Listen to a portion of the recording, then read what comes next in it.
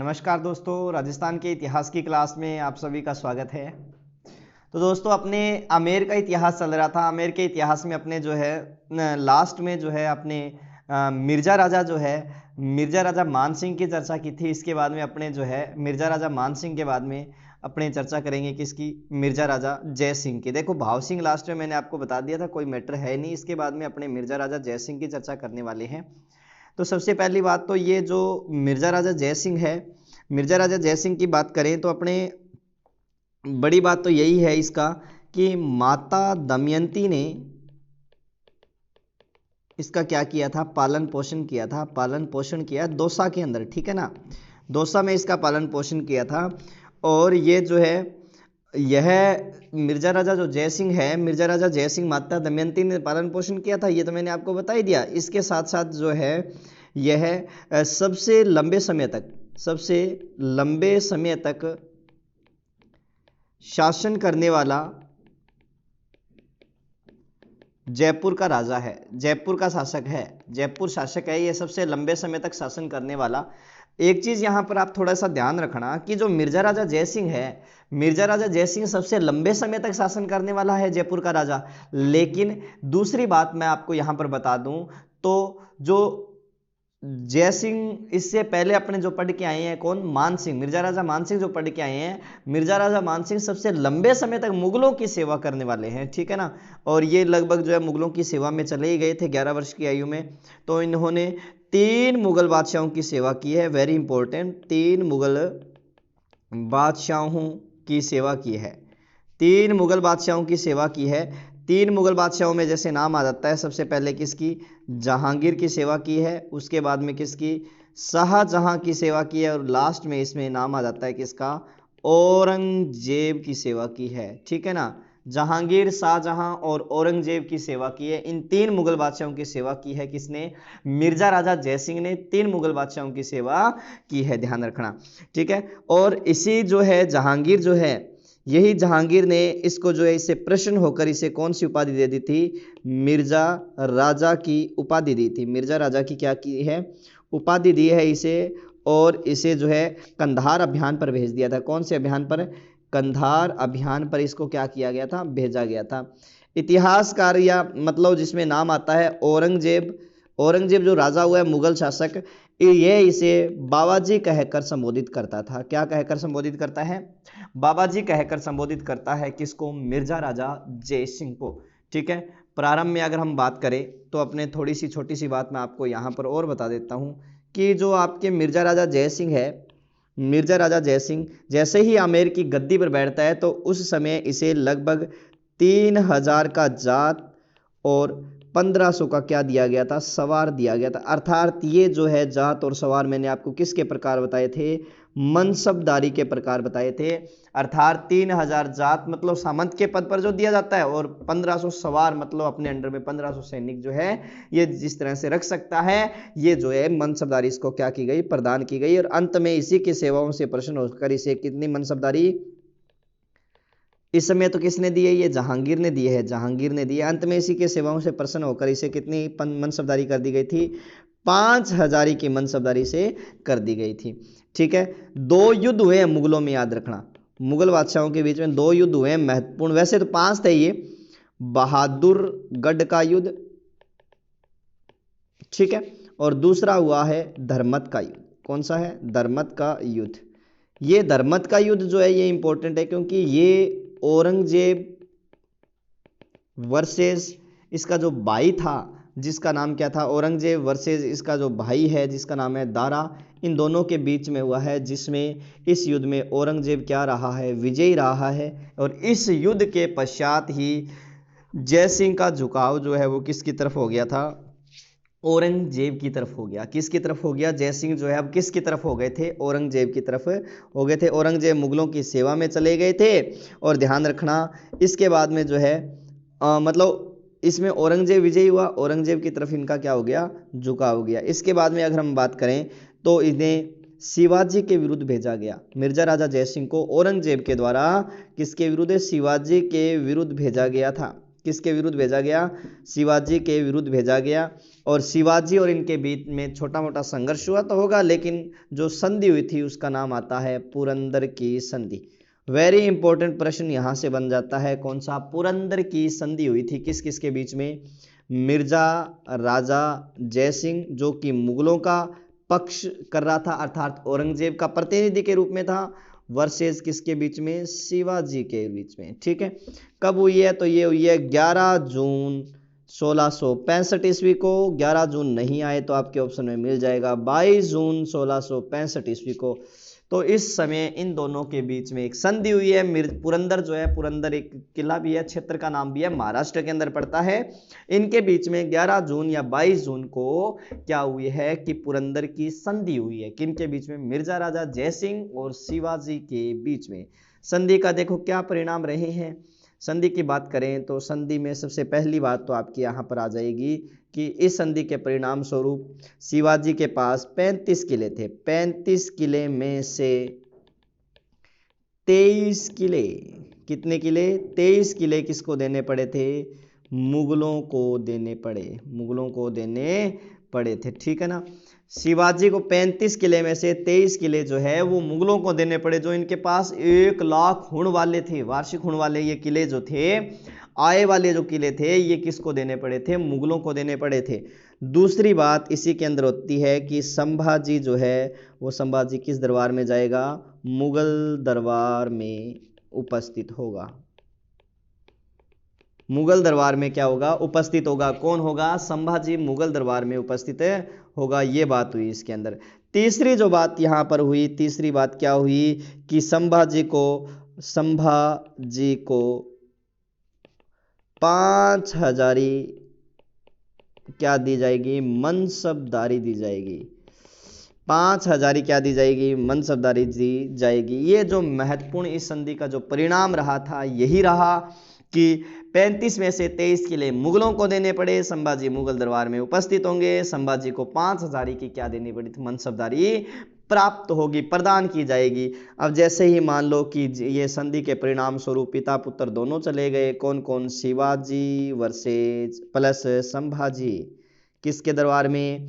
कौन सी? जेब के दरबार में चले गए, औरंगजेब के दरबार में चले गए। जैसे ही औरंगजेब के दरबार में गए, जाने के पश्चात में औरंगजेब के दरबार में इन्होंने अपनी स्थिति जो है ठीक नहीं पाई, इसीलिए जो है इन्होंने औरंगजेब का क्या किया? विरोध किया। ठीक है, औरंगजेब ने शिवाजी और इनको क्या करवा लिया? कैद करवा लिया। कहाँ कैद करवाया? तो आगरा के जयपुर महल में। आगरा के जयपुर महल में इनको क्या करवा दिया गया? कैद करवा दिया गया, जहां से पिता पुत्र दोनों ही फरार हो जाते हैं, मतलब यहां से भाग जाते हैं इससे। ठीक है, तो ये जो बातें हैं ये पुरंदर की संधि थी। ध्यान रखना, पुरंदर की संधि का जो लाइव था, लाइव दृष्टा था, जो देखने वाला था, उसमें जो है लाइव दृष्टा इसका आता है, उसका नाम क्या है आपको याद रखना है, वेरी इंपॉर्टेंट। इटालियन यात्री था, इटालियन यात्री जिसका नाम आता है मनुची। मनुची ने ये संधि लाइव देखी थी और इसने लिखा था किसमें? कौन से ग्रंथ में? स्टोरियो दी मोगार। इसके ग्रंथ का नाम है स्टोरियो दी मोगार, इसमें लिखा था इसने। ठीक है, स्टोरियो दी मोगार। कौन सा ग्रंथ है इसका? स्टोरियो दी मोगार, स्टोरियो दी मोगार, स्टोरियो दी मोगार, इसमें लिखा था इसने। ठीक है ना, पुरंदर की संधि के बारे में। ठीक है, और अब इसके बाद में बताते हैं कि जो है सवाई जो जयसिंह, सॉरी मिर्जा राजा जो जयसिंह है, मिर्जा पहले आएगा, ध्यान रखना। मिर्जा राजा जो जयसिंह है, इस मिर्जा राजा जयसिंह की जुलाई 1667 ईस्वी में बुरहानपुर, बुरहानपुर पड़ता है कहाँ? एमपी में इसकी क्या हो जाती है? मृत्यु हो जाती है। 1665 में बुरहानपुर में इसकी क्या हो जाती है? मृत्यु हो जाती है। अब इसके प्रमुख निर्माण कार्य देखेंगे भी, इसने कौन कौन से निर्माण कार्य करवाए थे। चलो दोस्तों, अब देखते हैं अपने इसके प्रमुख निर्माण कार्य। तो अपने हेडिंग डाल लेते हैं कि शिवाजी, ये जो आपके मिर्जा राजा जो है, मिर्जा राजा ने कौन कौन से निर्माण कार्य करवाए थे। ठीक है दोस्तों, तो सबसे पहली बात तो आ जाती है कि मिर्जा राजा के जो निर्माण कार्य है, इसमें सबसे पहली बात तो इसने जो जयगढ़ दुर्ग है, जयगढ़ दुर्ग जिसकी नींव मिर्जा राजा मान सिंह ने रखी थी, इस जयगढ़ दुर्ग को इसने क्या करवाया था, पूर्ण करवाया था। ठीक है, जयगढ़ दुर्ग जो है, जयगढ़ दुर्ग जिसकी नींव मिर्जा राजा मान सिंह ने रखी थी, इस जयगढ़ दुर्ग को इसने क्या करवाया, पूर्ण करवाया था। दूसरा जो निर्माण कार्य में अगर नाम आ जाता है जय सिंहपुरा, जय सिंहपुरा इसने क्या बसाया है, कस्बा बसाया था, और ये कस्बा कहाँ है, औरंगाबाद महाराष्ट्र। औरंगाबाद कहाँ है, महाराष्ट्र में ये कस्बा है, ये इसने बसाया था। तीसरी बात, इसने आमेर महल में दीवान ए आम, दीवान ए आम, दीवान ए खास, दीवान ए आम, दीवान ए खास, इनकी क्या है कि इनकी जो है निर्माण करवाया। इसके अलावा इसने सुखद जो है, सुखद मंदिर का निर्माण भी करवाया और आमेर महल भी बनवाया था, छोटा मोटा आमेर महल भी बनवाया था। दीवान ए आम, दीवान ए खास, सुखद मंदिर जो है इसका आमेर के अंदर इसका निर्माण भी करवाया था। इसके अलावा हम बात करें तो इसके दरबारी कवि की, तो दरबारी कवि में आपको याद रखना है, एक तो इसके दरबार में थे बिहारी, ब्रज भाषा के प्रसिद्ध कवि माने जाते हैं बिहारी, जिसने ग्रंथ लिखा है बिहारी सतसही। किस नाम से लिखा है, बिहारी सतसही, जिसमें मात्र 713 क्या माने जाते हैं, दोहे हैं। बिहारी सतसही के अंदर कितने दोहे माने जाते हैं, 713 दोहे हैं। दूसरा जो आ जाता है उसका नाम है राम कवि, क्या नाम आता है, राम कवि, जिसने ग्रंथ लिखा है जय सिंह चरित्र। कौन सा ग्रंथ लिखा है, जय सिंह चरित्र की ग्रंथ की रचना की है। तीसरा है कुलपति मिश्र, क्या नाम आता है, कुलपति मिश्र, जिसने कुल 52 ग्रंथों की रचना की थी। कितने ग्रंथों की, 52 ग्रंथों की। बिहारी को बताते हैं कि एक दोहे के बदले जयसिंह एक स्वर्ण मुद्रा दिया करता था, एक दोहे के बदले इसे सवाई जयसिंह, मिर्जा राजा जयसिंह को एक स्वर्ण मुद्रा दिया करता था। ठीक है, तो मैं थोड़ा सा आपको ये जो दीवान ए आम है, दीवान ए खास है, इसको अपने फोटो के माध्यम से देख लेते हैं, देखो कैसे होते हैं ये। तो दोस्तों आपको मोबाइल स्क्रीन पर दिखाई दे रहे होंगे, ये जो है ये है दीवान ए आम, दीवान ए आम, ये क्या है, दीवान ए आम है, जो कहाँ है, आमेर दुर्ग में है। कौन से दुर्ग में, आमेर दुर्ग में है। क्या नाम है, दीवान ए आम। ठीक है, क्या नाम है इसका, दीवान ए आम है, आमेर दुर्ग के अंदर। और इसके बाद में आपके सामने ये मोबाइल स्क्रीन पर दिखाई दे रहा होगा, ये है दीवान ए खास। ठीक है, जहाँ खास मंत्रणा के लिए, देखो यहाँ पर लिखा होगा, दिखाई दे रहा होगा, दीवान ए खास। ठीक है, ये भी कौन से दुर्ग में है, आमेर दुर्ग के अंदर है। ठीक है, आमेर दुर्ग में ये दीवान ए खास है और ये दीवान ए आम है। ठीक है, दोनों के दोनों इसमें देख सकते हो आप, कभी जाने का मौका मिले तो अवश्य इसको देखना, जयपुर के इस आमेर दुर्ग के अंदर। ठीक है दोस्तों, तो आगे अपने चलते हैं, तो आगे देखते हैं कि इसके बाद में जो है शासक बना जिसका नाम था राम सिंह। क्या नाम आता है, राम सिंह, जो कि 1667 से लेकर 1600 जो है 89 तक शासक रहता है, 89 तक शासक रहता है, कोई विशेष बात नहीं है। इसके बाद में शासक बना जिसका नाम है बिशन सिंह। क्या नाम है, बिशन सिंह या बिशन सिंह, जो 1689 से लेकर 1700 ईस्वी तक शासक रहा। इसने बताते हैं कि अजमेर दुर्ग के चारों ओर सैन्य किलेबंदी की थी। क्या की है, अजमेर दुर्ग के चारों ओर सैन्य किलेबंदी की है। किसने की थी सैन्य किलेबंदी, तो बिशन सिंह ने सैन्य किलेबंदी की थी। ठीक है दोस्तों, आगे जो महत्वपूर्ण शासक है जिसकी अपने चर्चा करने वाले हैं, वेरी इंपॉर्टेंट राजा, वेरी इंपॉर्टेंट, जिसका नाम है सवाई जय सिंह। क्या नाम है, सवाई जय सिंह। देखो मिर्जा राजा जय सिंह पहला सी, सवाई जय सिंह बाद मासी जी को 1700 ले गए 1743 तक शासक रहा है। ठीक है, सवाई जय सिंह। अब ये सवाई जय सिंह है, मिर्जा राजा जय सिंह 3 मुगल बादशाहों की सेवा करता है, जहांगीर, औरंगजेब और मिर्जा राजा जय सिंह 3 मुगल बादशाहों की सेवा करता है, जहांगीर, शाहजहां और औरंगजेब। लेकिन सवाई जय सिंह 7 मुगल बादशाहों की सेवा करता है। कितने मुगल बादशाहों की, 7 मुगल बादशाहों की सेवा करता है। तो याद रखना है, इसने 7 मुगल बादशाहों की क्या की है, सेवा की थी।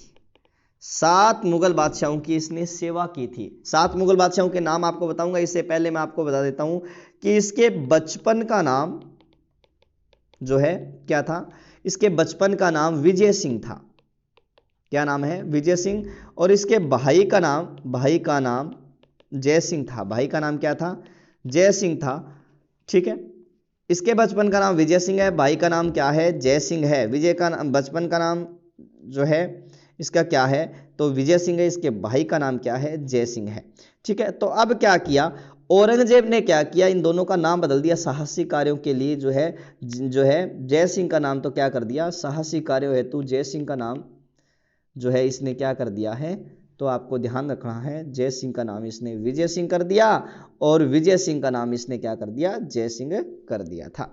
ठीक है दोस्तों, तो इसने बचपन का नाम जैसे मान लो कि इसका विजय सिंह है, विजय सिंह का नाम बदलकर जय सिंह कर दिया गया। उसके भाई का नाम जय सिंह था, तो जय सिंह का नाम बदलकर क्या कर दिया था? इसने विजय सिंह कर दिया था। ठीक है, तो दोस्तों औरंगजेब जो है, औरंगजेब ने इसे सवाई की उपाधि प्रदान की थी। किसकी उपाधि दी है? सवाई की उपाधि प्रदान की है। किसने की थी? औरंगजेब ने। औरंगजेब ने इसे सवाई की उपाधि प्रदान की थी, ये बात ध्यान रखना। ठीक है, औरंगजेब ने इसे किसकी उपाधि प्रदान की थी? सवाई की उपाधि प्रदान की थी। और ध्यान रखना, इसके अलावा जो इसने जो 7 मुगल बादशाह है उसमें सेवा जिसकी की है उसमें नाम आ जाता है सबसे पहले तो किसका? औरंगजेब का। किसका? औरंगजेब का। फिर इसमें नाम आ जाता है बहादुर शाह का, बहादुर शाह। इसके बाद में नाम आ जाता है जहादर शाह का, जहादर शाह, जहादर शाह का। फिर नाम आ जाता है फर्रुख शेर का, फर्रुख शेर। इसके बाद में रफ़ी, इसके बाद में किसका नाम आ जाता है? रफ़ी उद दरजात, रफ़ी उद दरजात। इसके बाद में नाम आ जाता है रफ़ी उद दौला। ठीक है, और इसके बाद में लास्ट में नाम आ जाता है किसका? मोहम्मद शाह का, मोहम्मद शाह। तो इसमें लास्ट में नाम किसका आ जाता है? मोहम्मद शाह का नाम आ जाता है।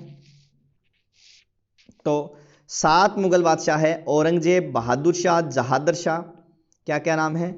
औरंगजेब, बहादुर शाह, जहादर शाह, फर्रुख शेर, रफ़ी उद दरजात, रफ़ी उद दौला और मोहम्मद शाह। 1 2 3 4 5 6 7, 7 पूरा हो गया।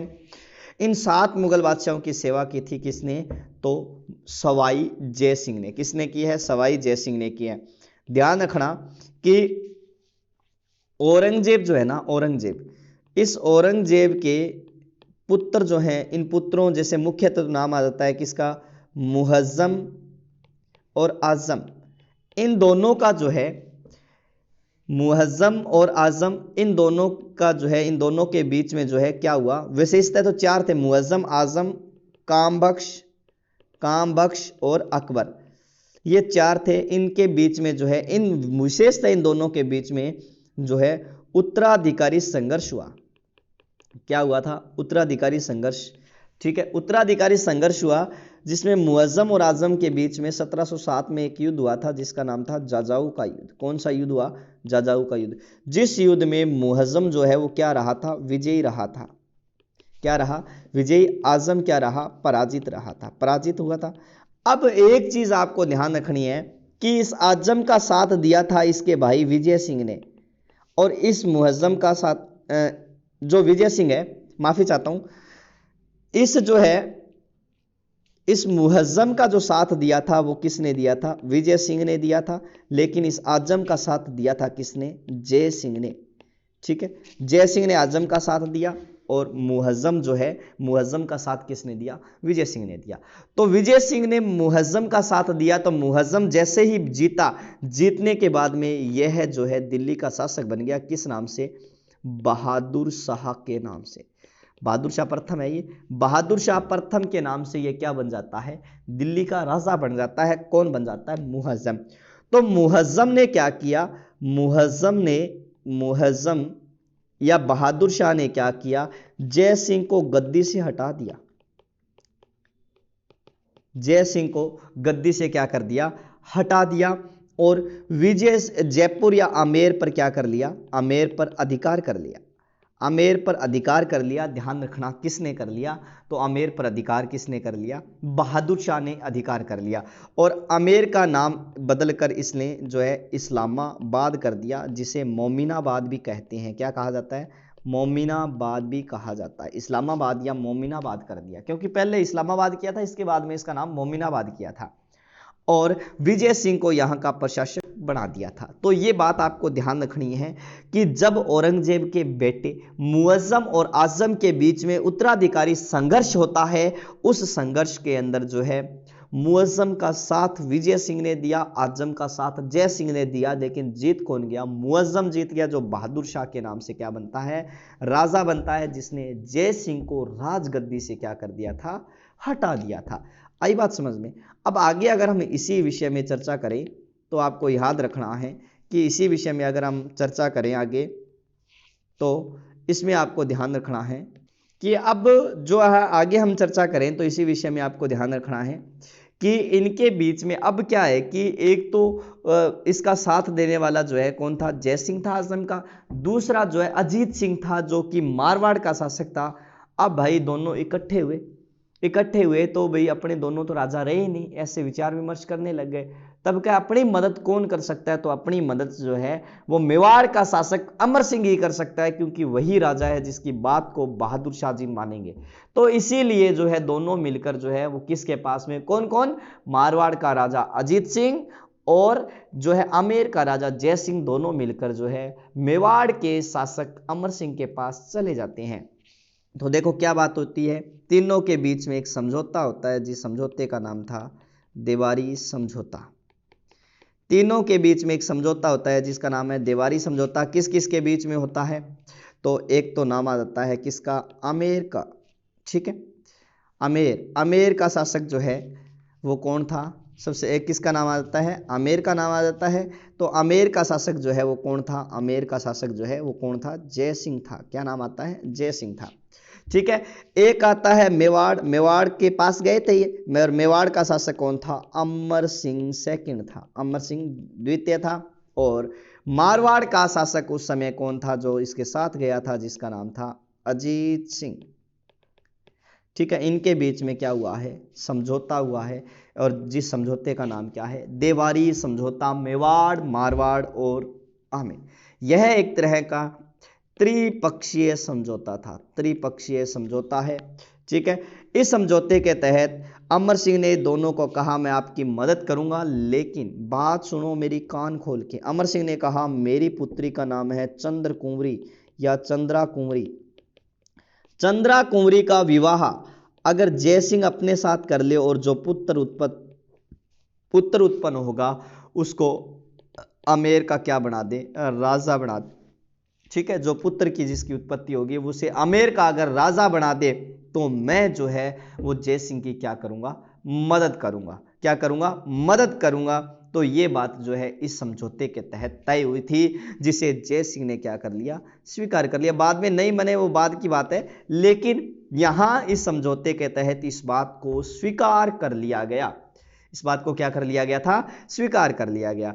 दूसरा इसके अंदर क्या होता है कि दूसरा अगर आपको याद रखना है कि अजीत सिंह की पुत्री थी जिसका नाम था सूरज कुंवरी। क्या नाम आता है? सूरज कुंवरी। और पिता कौन थे? अजीत सिंह। इस अजीत सिंह की पुत्री सूरज कुंवरी का विवाह भी किसके साथ हो गया था? जय सिंह के साथ हो गया। किसके साथ हो गया? जय सिंह के साथ हुआ। तीसरा विवाह हुआ था, ध्यान रखना, कि अजीत सिंह की दूसरी पुत्री थी जिसका नाम था इंदिरा कुंवरी। इंदिरा कुंवरी मुगल शहजादों को या मुगल शासकों को राजी रखने के लिए मुगल शहजादे फर्रुखशियर के साथ कर दिया गया था। फर्रुखशियर के साथ इसका जो है विवाह कर दिया गया था, ध्यान रखना। तो इसके तहत ये विवाह संपन्न हुए थे। और इसके बाद में बताते हैं कि अमर सिंह के कहने पर जय सिंह को 1707 ईस्वी के, कब हुआ ये समझौता? सन 1707 ईस्वी के देवारे, माफी चाहता हूं, 1708 ईस्वी के देवारी समझौते के तहत। ठीक है, कब हुआ ये? 1708 ईस्वी में ये देवारी समझौते के तहत जय सिंह पुणे से क्या बनता है? राजा बनता है। ध्यान रखना, पुणे से जय सिंह क्या बनता है? राजा बनता है। कौन से समझौते के परिणाम स्वरूप यह हुआ है? तो देवारी समझौता सन 1708 ईस्वी, सन 1708 ईस्वी देवारी समझौते के तहत यह पुणे से क्या बना है? राजा बना। अब इंपॉर्टेंट बातें आपको याद रखनी है जय सिंह में। एक तो याद रखना है 1708, इसके अलावा आपको याद रखना है 1727, इसके अलावा आपको याद रखना है 1734 जो महत्वपूर्ण सन है इसके अंदर, और इसके अलावा आपको याद रखना है 1740। अर्थात इसमें क्या हुआ है, देवारी समझौता, ठीक है। इसमें क्या हुआ है, जयपुर की स्थापना, जयपुर की स्थापना। इसमें क्या हुआ है, हुरडा सम्मेलन, हुरडा सम्मेलन, ठीक है। और इसमें क्या हुआ है, अश्वमेध यज्ञ। तो ये जो बातें हैं, देवारी समझौता, जयपुर की स्थापना, हुरडा सम्मेलन और अश्वमेध यज्ञ, ये बातें जो है आपको जय सिंह में पढ़नी है, इंपॉर्टेंट है आपके लिए। तो सबसे पहले मैंने देवारी समझौते की चर्चा कर लेता हूं, लेकिन इसके बाद मैं थोड़ा सा बीच में अपने विषय से तटस्थ होकर, मतलब है इसी के अंदर लेकिन पढ़ना जरूरी है, जाटों के साथ संघर्ष। ये वैसे अंत में हुआ था, लेकिन मैं आपको यहां पर थोड़ा सा बीच में बता देता हूं। क्या हुआ कि मोहम्मद शाह नाम के यहां पर क्या थे, शासक थे, ठीक है। मोहम्मद शाह, क्या नाम आता है, मोहम्मद शाह, मोहम्मद शाह।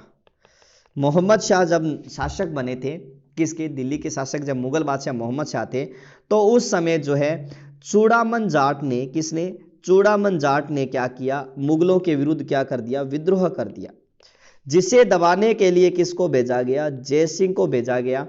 सवाई जय सिंह ने क्या किया, चूड़ामन के जो है, चूड़ामन जो जाट है, इस चूड़ामन जाट को जो है, इसके भतीजे जिसका नाम था बदन सिंह जाट, बदन सिंह जाट का क्या प्राप्त कर लिया, सहयोग प्राप्त कर लिया। दोबारा सुन लीजिए मैं क्या कह रहा हूं, कि जाटों के साथ जो संघर्ष हुआ है वो थोड़ा सा मैं पहले ही बता देता हूं। क्या हुआ है कि मोहम्मद शाह जो है, मोहम्मद शाह मुगल बादशाह है, और उस समय जो है जाटों का नेता कौन है, चूड़ामन जाट। चूड़ामन जाट ने मुगलों के विरुद्ध क्या कर दिया, विद्रोह कर दिया। तब मोहम्मद शाह ने क्या किया, जय सिंह को भेजा। जय सिंह ने इसके भतीजे, चूड़ामन जाट के भतीजे जिसका नाम है बदन सिंह जाट, इसका सहयोग प्राप्त किया और जाटों का क्या कर दिया, दमन कर दिया। चूड़ामन जाट का क्या कर दिया था, दमन कर दिया था। इस समय में जो है बताते हैं कि जय सिंह ने प्रसन्न होकर जो है चूड़ामन जाट के भतीजे बदन सिंह जाट को, किसको, बदन सिंह जाट को एक तो उपाधि दे दी थी, किसकी, ब्रजराज की। किसकी उपाधि दे दी, एक तो ब्रजराज की उपाधि दे दी और दूसरी उपाधि देती थी किसकी, राजा की उपाधि दे दी थी। और एक प्रदान जागीर प्रदान कर दी, किसकी, डीग की जागीर प्रदान कर दी गई थी। किसकी जागीर प्रदान कर दी थी, डीग की जागीर प्रदान कर दी थी। दोनों बात आपको ध्यान रखनी है, ठीक है। ब्रजराज की उपाधि दे दी, इसके अलावा जो है राजा की उपाधि दे दी, और डीग जो भरतपुर है इसकी क्या प्रदान कर दी थी, इसे जागीर प्रदान कर दी थी। इसका परिणाम यही निकला। और मोहम्मद शाह ने सहयोग के बदले जो है सवाई जय सिंह को, किसको, सवाई जय सिंह को राजेश्वर श्री राजाधिराज सवाई की उपाधि प्रदान की थी। राजेश्वर श्री राजाधिराज सवाई की उपाधि क्या की है, प्रदान की है। किसने की है, तो मोहम्मद शाह ने की है। किसको दी है, जय सिंह को। ध्यान रखना, जय सिंह को जो है इतिहासकारों ने जय सिंह को, सवाई जय सिंह है ये, क्या कहा है, चाणक्य कहकर भी संबोधित किया है। इतिहासकारों ने सवाई जय सिंह को चाणक्य कहकर भी संबोधित किया है। यह भी बात आपके लिए क्या बन जाती है, इंपॉर्टेंट बन जाती है। इसके बाद में हम पढ़ेंगे जयपुर की स्थापना। किसकी स्थापना, जयपुर की स्थापना। और जयपुर की जो स्थापना हुई है वो हुई है 18 नवंबर 1727, और किस नाम से, जयनगर के जो संस्कृत शब्द है जयनगर के नाम से क्या की गई है, जयपुर की स्थापना की गई है, ठीक है। जिसका वास्तुकार जिसमें नाम आता है विद्याधर भट्टाचार्य। वास्तुकार का नाम क्या आता है, स्थापना में वास्तुकार कौन थे, विद्याधर भट्टाचार्य। और इसकी नींव जो है वो रखी थी पुंडरीक रत्नाकर, और इसके गुरु थे जिसका नाम था गुरु का नाम आता है जगन्नाथ ने। क्या नाम आता है, जगन्नाथ ने। इसकी नींव किसने रखी है, तो पुंडरीक रत्नाकर और इसके गुरु जगन्नाथ ने इसकी क्या रखी है, नींव रखी है। जयपुर की स्थापना हुई कब थी, तो 18 नवंबर सन 1727 ईस्वी को जयपुर की स्थापना हुई है। किस नाम से हुई है, तो जयनगर के नाम से जयपुर की क्या हुई है, स्थापना हुई है। आई बात समझ में। आगे अगर हम बात करें तो जयपुर जो है, जयपुर चौराहों पर बसा हुआ नगर है, चौराहों पर बसा नगर है, ध्यान रखना। चौराहे चौराहे, ठीक है, 9 चौराहे विशेषते हैं। सड़कें जो है वो सड़कें क्या है, समकोण पर काटती है। सड़कें किस पर है, समकोण पर काटती है इसकी सड़कें, और 9 चौकड़ियों का शहर कहा जाता है। ठीक है, जयपुर शहर जो है, जयपुर शहर को 9 चौकड़ियों का शहर कहा जाता है। इसे 9 चौकड़ियों का शहर कहा जाता है। इसे सिटी ऑफ विक्ट्री के नाम से जाना जाता है। जयपुर की नींव जो है वो किसने रखी थी, नींव पुंडरीक रत्नाकर किसके समय में, सवाई जय सिंह के समय में इसने जयनगर के नाम से जयपुर की क्या कर दी थी, स्थापना। चौराहों पर बसा हुआ है, 9 चौराहे, 9 चौकड़ियों का शहर, सिटी ऑफ विक्ट्री इसे कहा जाता है।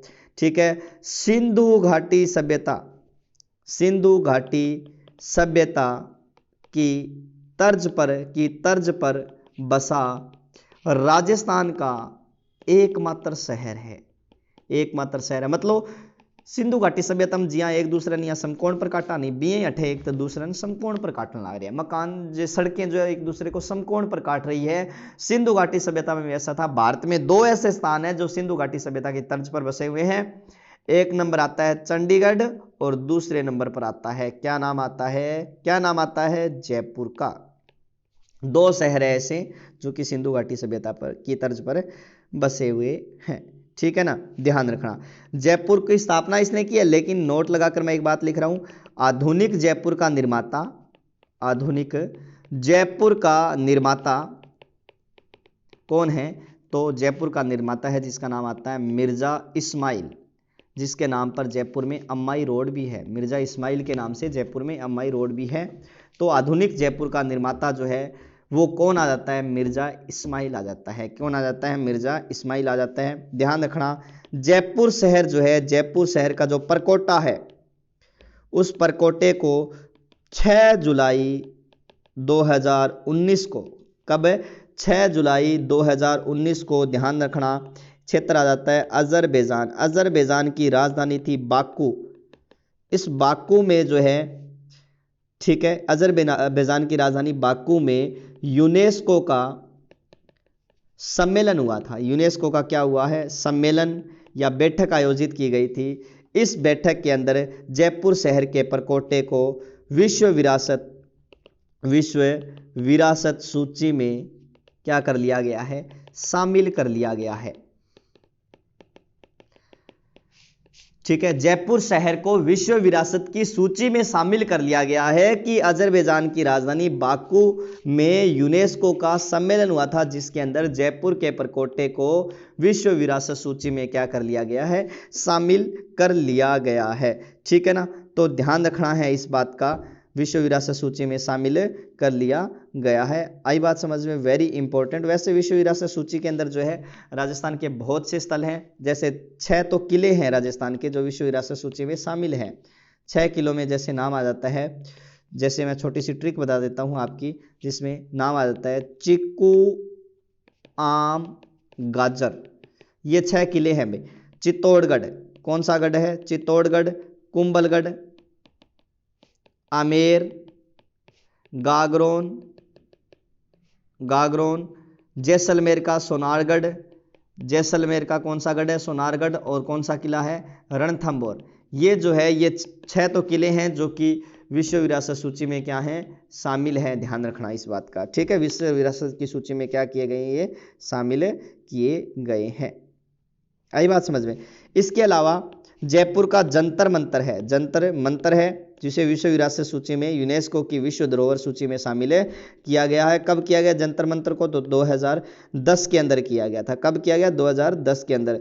ठीक है, और जो 6 किले हैं, इन 6 किलों को भी जयपुर के विश्व विरासत सूची में शामिल किया गया है। इसके अलावा ध्यान रखना, ठीक है, केवला देव घना पक्षी विहार है, केवला देव घना पक्षी विहार है, यह भी विश्व विरासत सूची में क्या किया गया है, शामिल किया गया है। इसके अलावा अगर हम बात करें तो इसके अलावा कालबेलिया नृत्य, इसको भी 2016 में विश्व विरासत सूची में शामिल किया, लेकिन ये राजस्थान की परिसंपत्ति न होकर भारत की परिसंपत्ति माना जाता है। तो ये जो है ये प्रमुख विश्व विरासत सूची में अपने क्या किए गए हैं, शामिल किए गए हैं। आई बात समझ में, विश्व विरासत सूची में शामिल किए गए हैं। वेरी इंपॉर्टेंट आपके लिए प्रश्न यहां से बन सकता है। तो ये जो है ये मैंने आपको दूसरी बात बताई है कि जयपुर की स्थापना, तो अपने ये बात भी पूरी हो गई। कौन कौन सी ये हो गई है, जयपुर की स्थापना वाली भी बात हो गई और देवारी समझौता भी कंप्लीट हो गया है। जयपुर की स्थापना 18 नवंबर सन 1727 ईस्वी को जयनगर के नाम से इसकी जो नींव है पुंडरीक रत्नाकर ने और इसका वास्तुकार विद्याधर भट्टाचार्य था और इनके द्वारा ये रखी गई थी। इसके बाद में आ जाता है कौन सा सम्मेलन, जिसका नाम आता है हुरडा सम्मेलन। कौन सा सम्मेलन आता है, हुरडा सम्मेलन, जिसका जो सन रहता है 17/7/1734, 17 जुलाई 1734 ईस्वी को एक सम्मेलन का आयोजन किया गया था, जिसका नाम आता है कौन सा सम्मेलन, हुरडा सम्मेलन। हुरडा सम्मेलन का क्या किया गया है, आयोजन किया गया है। वेरी इंपॉर्टेंट प्रश्न, IMPORTANT इंपॉर्टेंट प्रश्न बन जाता है आपके लिए। हुरडा सम्मेलन, देखो क्या हुआ कि बार बार राजस्थान पर जो है किसके आक्रमण हो रहे थे, राजस्थान पर मराठों के आक्रमण। वैसे अपने जो है जब संधियां पढ़ेंगे तब मैं आपको बताऊंगा कि मराठों ने वास्तव में किया क्या था। बूंदी का उत्तराधिकारी संघर्ष होता है। सबसे पहले मराठों का प्रवेश भी कहां हुआ था, बूंदी में ही हुआ था सन 1733 ईस्वी में। कब हुआ है, बूंदी में 1733 में हुआ है। तो मराठों का बार बार राजस्थान में आक्रमण हो रहा था। मराठा जो महाराष्ट्र की जाति थी ये क्या करते, लूटपाट मचाते और वापस चले जाते। ये कार्य ये जो करते हैं, ठीक है, लूटपाट जो है, लूटपाट का काम करते थे मराठा जो, और इसके अलावा जो है चौथ जो है वसूल करते, मतलब राजस्व का 1/4 भाग जो है ये क्या करते थे, वसूल किया करते थे। कौन, मराठा। इन मराठों ने क्या किया, 1734 के आसपास क्या किया, 33-34 के अंदर जो है सवाई जयसिंह को पराजित कर दिया। सवाई जयसिंह को क्या किया, पराजित किया। राज्य में थोड़ी बहुत लूटपाट भी मचाई, जिसके कारण सवाई जयसिंह ने मराठों के विरुद्ध, किनके विरुद्ध, मराठों के विरुद्ध जो है वो हुरडा नामक स्थान पर एक सम्मेलन का आयोजन किया। किसके विरुद्ध, मराठों के विरुद्ध। कहां पर, हुरडा नामक स्थान पर एक सम्मेलन का आयोजन किया। और हुरडा पड़ता कहां है, भीलवाड़ा, और भीलवाड़ा उस समय मेवाड़ रियासत में था। इसका जो आयोजक है हुरडा का, मैंने आपको बताया क्यों किया गया, मराठों के विरुद्ध किया गया है। भी संपूर्ण राजपूताना एकत्रित हो और इन मराठों के विरुद्ध कोई न कोई सख्त जो है नियम बनाए। तो आयोजन जो किया गया वो किसने किया था, सवाई जयसिंह ने किया था। किसने किया, सवाई जयसिंह ने। और इसके जो अध्यक्ष पद हेतु, इसका जो अध्यक्ष पद है वो किसको दिया गया, वैसे दिया तो संग्राम सिंह को गया था, लेकिन संग्राम सिंह जो है वो क्या हो गए थे, उनकी मृत्यु हो गई थी। तो इसके जो अध्यक्ष बने थे संग्राम सिंह के पुत्र, मेवाड़ की बात कर रहा हूं मैं, ठीक है, जगत सिंह सेकंड बने थे। जगत सिंह द्वितीय को जो है वो इनका क्या बनाया गया, अध्यक्ष बनाया गया था। ठीक है, इसका क्या बनाया गया, अध्यक्ष बनाया गया था। ठीक है, और कारण है मैंने आपको बताया है मराठों के विरुद्ध। मराठों के विरुद्ध इसका क्या किया गया है, आयोजन किया गया है। आई बात समझ में। जयपुर का सवाई जयसिंह हो गया, मेवाड़ का जो है राणा जगत सिंह हो ही गया। बीकानेर का जो राजा है, बीकानेर जो है, बीकानेर की तरफ से इसमें भाग लिया था किसने, जोरावर सिंह ने। किसने, जोरावर सिंह ने। और जोधपुर की तरफ से इसमें भाग लिया था अभय सिंह ने। किसने, अभय सिंह ने। और कोटा की तरफ से, कोटा जो है इसकी तरफ से इसमें भाग लिया था दुर्जन साल ने जो है इसके कोटा की तरफ से इसमें क्या है कि भाग लिया था। ठीक है, किसने, दुर्जन साल ने कोटा की तरफ से भाग लिया। लेकिन यह सम्मेलन जो मराठों के विरुद्ध आयोजित किया गया, यह सम्मेलन क्या रहा, असफल रहा। क्यों रहा, क्योंकि ये जो शासक थे, इन शासकों के विभिन्न मतभेदों के कारण, अलग अलग मतभेदों के, विभिन्न मतभेदों के कारण ये क्या रहा है, असफल रहा है। विभिन्न मतभेदों के कारण क्या रहा है, असफल रहा है। इस बात का आपको ध्यान रखना है। आई बात समझ में, अलग अलग मतों के कारण ये जो है ये क्या रहा है, असफल रहा है। आगे की हम चर्चा करें तो आगे की हम बात करेंगे तो सन 1740 ईस्वी की, क्योंकि आपको पता है मैंने 3 सन बताए हैं। देखो कौन कौन से बताए हैं, दीवारी समझौता बताया है, जयपुर स्थापना और हुर्रा सम्मेलन। 1740 की बात करें, फिर अपने सांस्कृतिक उपलब्धि चलेंगे। 1740 के अंदर इसने जो है अश्वमेध यज्ञ का आयोजन किया है। अश्वमेध यज्ञ वही होता है जिसमें एक अश्व होता है, उसको स्वतंत्र भ्रमण करने के लिए छोड़ दिया जाता है और वो जिस भी क्षेत्र में जाएगा उस क्षेत्र पर उस राजा का क्या हो जाएगा, अधिकार हो जाएगा। उस क्षेत्र में उस राजा का क्या हो जाएगा, अधिकार हो जाएगा। तो ये जो है अश्वमेध यज्ञ का आयोजन सन 1740 के अंदर किया गया है। इस यज्ञ के परिणाम और इसके बाद में अंत में क्या होता है कि अश्व की जब घर पे आता है तो इस अश्व की राज्य में आता है तब इसकी क्या दी जाती है, बलि दी जाती है।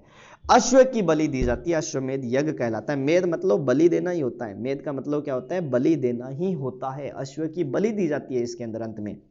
1740 ईस्वी में जो है इन्होंने क्या किया कि अश्वमेध यज्ञ का क्या करवाया, आयोजन करवाया। क्या करवाया, आयोजन। और अंतिम हिंदू शासक, अंतिम हिंदू राजा जिसने ये यज्ञ करवाया, ये यज्ञ का आयोजन करवाया। पहले जो है, पहले शासकों में आते हैं, पुष्यमित्र शुंग का नाम आता है वैसे तो, ठीक है, जैसे भी है, लेकिन अपने यहां पर देखना है कि अंतिम हिंदू राजा है जिसने अश्वमेध का आयोजन करवाया। और इन्हें ठहराने के लिए, ठहराने हेतु बंगाल से कितने, 20,000 ब्राह्मण आए थे। 20,000 क्या आए थे, ब्राह्मण आए थे। और इन ब्राह्मणों को ठहराने के लिए इसने जो है मानसागर झील के अंदर जल महलों का निर्माण करवाया था। जल महलों का क्या करवाया है, निर्माण करवाया था। मानसागर झील के अंदर जल महलों का क्या करवाया है, निर्माण करवाया है, ठीक है। और इनके जो है अश्वमेध यज्ञ के जो पुरोहित थे, पुरोहित में नाम आता है पुंडरीक रत्नाकर। पुंडरीक रत्नाकर, पुंडरीक रत्नाकर। ठहराने के लिए जयपुर की मानसागर झील के अंदर इन्होंने जल महलों का क्या करवाया है, निर्माण करवाया है। Very important. और ये इसी के साथ ही 1740 का मैटर भी आपको कंप्लीट हो गया है। इसके बाद में अगर हम चर्चा करें तो इसकी सांस्कृतिक उपलब्धियों के बारे में, क्योंकि ये भी इंपॉर्टेंट रहती है। उपलब्धियां वेरी इंपॉर्टेंट है, सांस्कृतिक उपलब्धियां, जिसमें सबसे पहली बात आती है कि इसने जय सिंह कारिका ग्रंथ की रचना की है, जो कि एक ज्योतिष ग्रंथ है, जय सिंह कारिका। दूसरा जो है इसने सम्राट सिद्धांत लिखा है। कौन सा, सिद्धांत। और तीसरा इसने जो है सिद्धांत कौस्तुभ, इसकी रचना की है इसने। चौथा जो है नाम आता है जीज ए मोहम्मद शाही या जीज मोहम्मद शाही की रचना की है। जीज ए मोहम्मद शाही की रचना की है, सबसे महत्वपूर्ण ग्रंथ है। सन 1725 ईस्वी के आसपास इसकी रचना की गई है, ठीक है। यह एक महान समाज सुधारक भी था। समाज सुधारक भी के रूप में भी नाम आता है किसका, जय सिंह का नाम आता है, ठीक है ना, जय सिंह का। इसने जो है विधवा विवाह को प्रोत्साहन दिया था।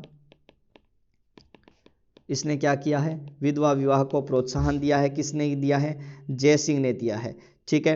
इसके दरबारी विद्वान में अगर मैं बात करूं तो दरबारी विद्वान में नाम आता है किसका, दरबारी विद्वान में नाम आता है, सबसे पहले तो नाम आता है किसका, पुंडरीक रत्नाकर का। किसका नाम आता है, पुंडरीक रत्नाकर। पुंडरीक रत्नाकर, पुंडरीक रत्नाकर जो है जिसने ग्रंथ लिखा है जय सिंह कल्पद्रुम की रचना की है। जय सिंह कल्पद्रुम की रचना की है, किसने की है, पुंडरीक रत्नाकर ने, ठीक है। दरबारी विद्वान के रूप में इनका नाम आता है। इसके अलावा जो है नाम आता है जगन्नाथ का, जगन्नाथ सम्राट। जगन्नाथ सम्राट ने क्या किया कि जो यूक्लिड है, यूक्लिड का जो ज्योमेट्रिया ग्रंथ है, ठीक है, ज्योमेट्रिया, क्या नाम आता है, ज्योमेट्रिया जो ग्रंथ है, इस ज्योमेट्रिया ग्रंथ का संस्कृत में अनुवाद किया था। किसमें, संस्कृत में अनुवाद किया था, किस नाम से, रेखा गणित के नाम से। संस्कृत में अनुवाद किया था रेखा गणित के नाम से। ज्योमेट्रिया जो ग्रंथ है, इस ज्योमेट्रिया ग्रंथ का संस्कृत में अनुवाद किया था किसने, जगन्नाथ सम्राट ने जो है रेखा गणित के नाम से अनुवाद किया है। वेरी इंपॉर्टेंट है, याद रखना, रेखा गणित के नाम से इसका अनुवाद किया गया है ज्योमेट्रिया ग्रंथ का, ठीक है। किसने किया था, जगन्नाथ सम्राट ने। इसके अलावा जो है मैं आपको यहाँ पर अगर हम बात बता दूं तो इसके अलावा एक नाम आता है केवल राम का। केवल राम भी इसके दरबार में थे, ठीक है।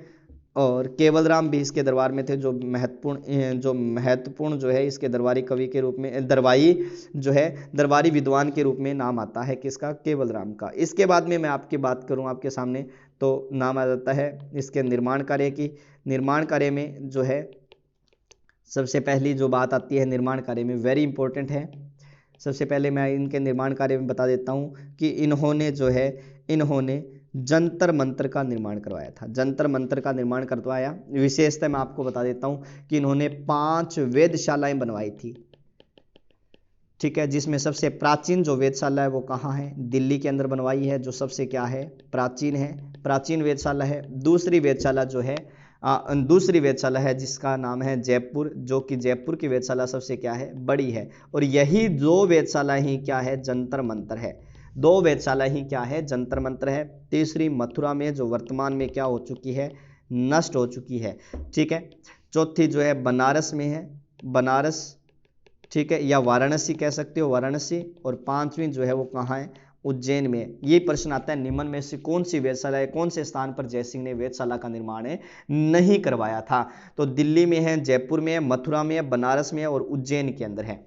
जयपुर की जो वेधशाला है वो सबसे क्या है, बड़ी है। इसमें जो है यंत्र लगे हुए हैं, अलग अलग यंत्र लगे हुए हैं, बड़े खतरनाक यंत्र लगे हुए हैं। कौन सी, जयपुर की वेधशाला में, जो सबसे बड़ी है। यहां पर एक तो ध्यान रखना, विश्व की सबसे बड़ी धूप घड़ी लगी है, धूप घड़ी लगी है, ठीक है।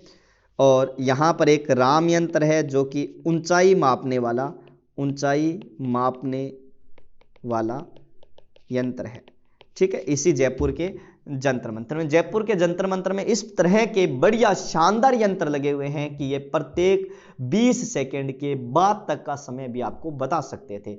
इतने शानदार यंत्र लगे हुए, प्रत्येक 20 मतलब सिर्फ और सिर्फ धूप के जरिए आपको प्रत्येक 20 सेकंड के बाद का समय भी आपको पता लग सकता था। इतने जो है बड़े शानदार यंत्र लगे हुए। तो जंतर मंतर का निर्माण भी किसने करवाया था, तो सवाई जयसिंह ने करवाया था। आई बात समझ में।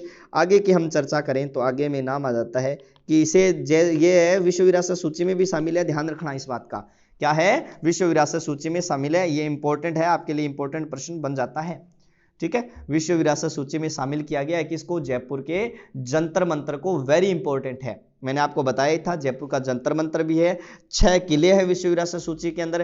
केवलादेव घनापक्षी बिहार है, और राजस्थान का जिसको भारत की संपत्ति के रूप में माना जाता है कालबेलिया नृत्य भी। इसके बाद में 2019 के अंदर जो है इसे किसको, जयपुर के जो परकोटा है, जयपुर का परकोटा 6 जुलाई 2019 को, उसे भी क्या कर लिया गया है, विश्व विरासत सूची में क्या कर लिया गया, शामिल कर लिया गया है। वेरी इंपॉर्टेंट प्रश्न यहां से आपके लिए बन जाता है, ठीक है।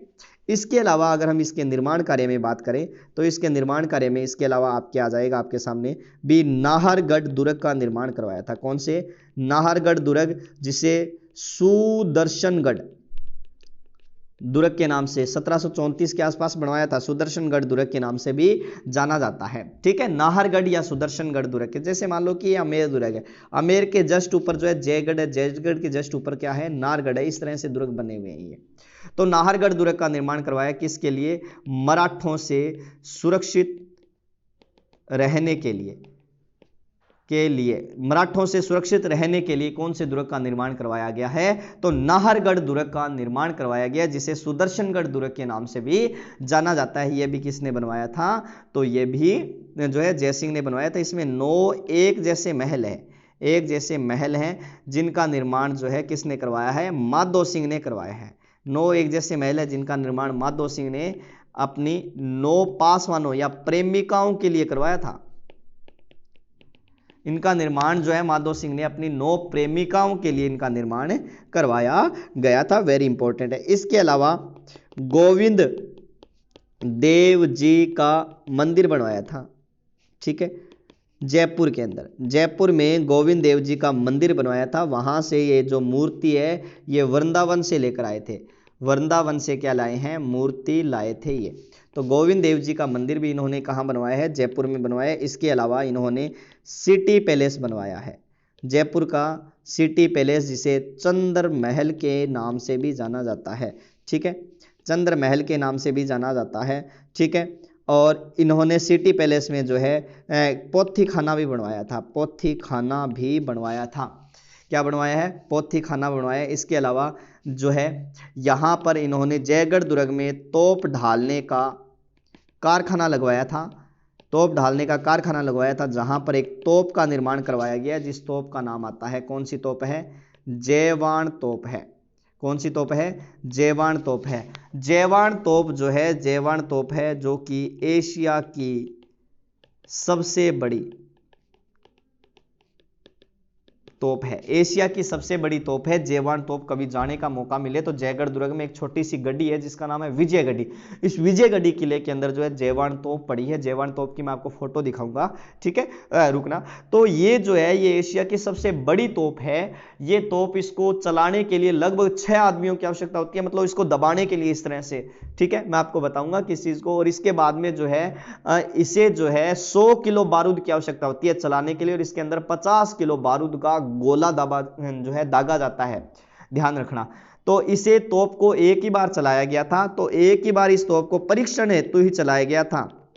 तो लगभग इसका गोला जो है वो 35 किलोमीटर दूर जाकर गिरा था। 35 किलोमीटर दूर जाकर गिरा था चाकसू के अंदर, जहां पर गोलेरा तालाब का निर्माण हो गया था। ध्यान रखना, इतना जो है इतना गहरा जाकर गिरा है ये। यहां पर इसने एक तालाब ही बनवा दिया जिसका नाम क्या है? गोलेरा तालाब का निर्माण हो गया था। मैंने आपको बताया 100 किलो बारूद की आवश्यकता होती है और 50 किलो का बारूद का गोला होता है। इसके बाद में इस तोप को चलाया जा सकता है, और एक ही बार परीक्षण के लिए चलाया गया था। बताते हैं कि इसकी इतना आवाज हुई, इतनी आवाज हुई कि आसपास के गांव तक खाली हो गए थे, मतलब नष्ट हो गए थे एक तरह से। और जो इसको चलाने वाले जो थे ना, वो पास में बावड़ी बनी हुई है, बताते हैं कि उस बावड़ी में कूद गए थे। लेकिन फिर भी पानी के अंदर आपको पता है आवाज बहुत कम आती है, लेकिन फिर भी वो पानी में कूदने के बाद भी इसका इतनी आवाज थी कि उनके कान के पर्दे फट गए थे। कान के पर्दे फट गए थे, सिर्फ पानी के अंदर ही, पानी के अंदर ही इनके कान के पर्दे फट गए थे। मतलब इतनी खतरनाक जयवान तोप की आवाज थी। तो ये एक ही बार चलाया गया। अरे आज जी ने पाकिस्तान का नहीं करगे, अगर चीन का नहीं करके चला जाए तो पाकिस्तान समूलो आवाज भी चलो जावे। तो ये वास्ते ध्यान रखियो, मतलब बहुत यंत्र लगेड़ा है भारत के अंदर, राजस्थान के अंदर बहुत ऐसी चीजा बनाई है, अपनी पुरानी चीजा बनाई है। अब तो भाई यूज में कौन रही, नहीं बस इतनी बात है। तो जयवान तोप जो है, जयवान तोप के बारे में मैंने आपको बताया, सिर्फ एक ही बार चलाई है, जिसका निर्माण किसने करवाया था? तो सवाई जयसिंह ने करवाया था। ठीक है दोस्तों। इसके अलावा एक सबसे इंपॉर्टेंट बात मैं आपको बता देता हूं कि जयपुर के सिरह ड्योढ़ी बाजार में, जयपुर के सिरह ड्योढ़ी बाजार के अंदर जो है इसने भगवान विष्णु के 10वें अवतार जिनका नाम आता है कल्कि का मंदिर बनवाया। कल्कि का मंदिर बनवाया जो कि इसने पुराणों के आधार पर पहले से ही बना दिया। अभी तक भगवान विष्णु का 10वां अवतार नहीं हुआ है, जो इन्होंने पहले से ही बनवा दिया था। जयपुर के सिरह ड्योढ़ी बाजार में भगवान विष्णु के 10वें अवतार कल्कि का मंदिर बनवाया था इसने, जो पुराणों के आधार पर इसने पहले ही बनवा दिया था, लेकिन अभी तक अवतार ये हुआ नहीं है। ये क्या है? विष्णु का अवतार अभी हुआ नहीं है, इस बात का ध्यान रखना। और इसके साथ ही सवाई जयसिंह क्या होता है? आपके समाप्त होता है। सवाई जयसिंह की जो चारों बातें इंपॉर्टेंट थी वो मैंने आपको बता दी। प्रत्येक बात जो इसके लिए बनने वाली थी, जो प्रश्न आपके लिए बनने वाले थे, वो सवाई जयसिंह के कंप्लीट हो जाते हैं। कल अपने सवाई जयसिंह और इनके पुत्रों के बीच में चर्चा करेंगे, और इनके पुत्रों के बीच में जो उत्तराधिकारी संघर्ष हुआ है उनके बारे में चर्चा करेंगे। तब तक के लिए धन्यवाद दोस्तों। आज के लिए इतना ही, बाकी करेंगे हम कल। धन्यवाद।